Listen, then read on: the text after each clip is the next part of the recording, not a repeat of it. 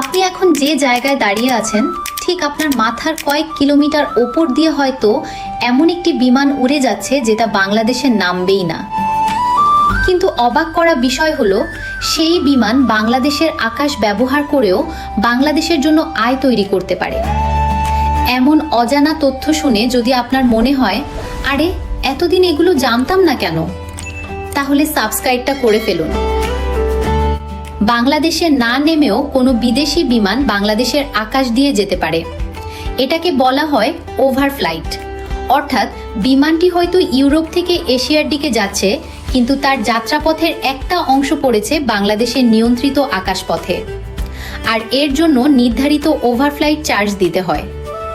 কিন্তু সবচেয়ে ইন্টারেস্টিং ব্যাপারটা হলো আকাশে এই বিমানগুলোকে শুধু চোখে দেখে নিয়ন্ত্রণ করা হয় না। ঢাকায় থাকা এয়ার ট্রাফিক কন্ট্রোল ব্যবস্থার মাধ্যমে বিমান চলাচল সমন্বয় করা হয়, যাতে এয়ারক্রাফটগুলোর মধ্যে নিরাপদ সেপারেশন বজায় থাকে।